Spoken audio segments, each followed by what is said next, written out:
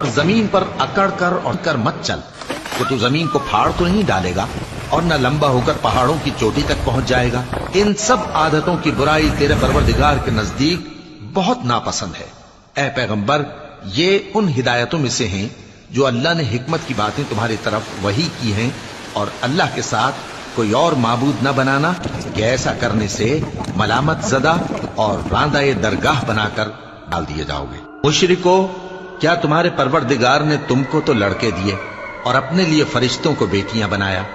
कुछ शक नहीं कि ये तुम बड़ी नामाकूल बात कहते हो, और हमने इस कुरान में तरह तरह की बातें बयान की हैं ताकि लोग नसीहत हासिल करें, मगर वो इससे और बिदक जाती हैं।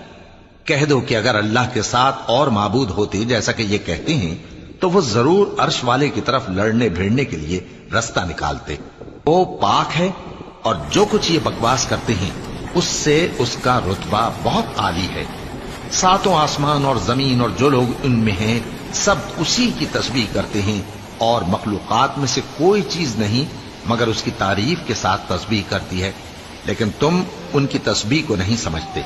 बेशक वो बुर्दबार है, गफ्फार है। और ए नबी, जब तुम कुरान पढ़ा करते हो तो हम तुम में और उन लोगों में जो आखिरत पर ईमान नहीं रखते छुपा हुआ पर्दा यानी हिजाब डाल देते हैं, और उनके दिलों पर भी पर्दे डाल देते हैं कि उसे समझ न सकें, और उनके कानों में सिक्ल पैदा कर देते हैं।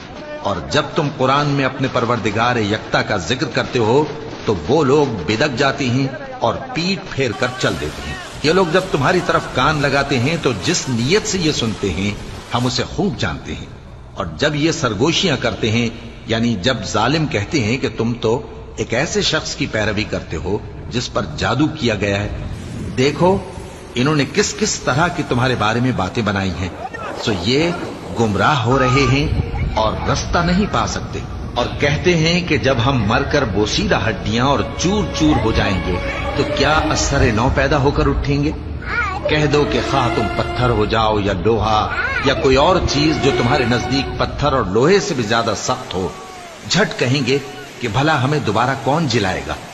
कह दो कि वही जिसने तुमको पहली बार पैदा किया तो ताज्जुब से तुम्हारे आगे सर हिलाएंगे और पूछेंगे कि ऐसा कब होगा।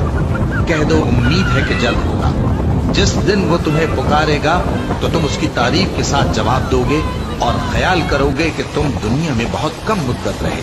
और मेरे बंदों से कह दो कि लोगों से ऐसी बातें कहा करें जो बहुत पसंदीदा हो, क्योंकि शैतान बुरी बातों से उनमें फसाद डलवा देता है। कुछ शक नहीं कि शैतान इंसान का खुला दुश्मन है।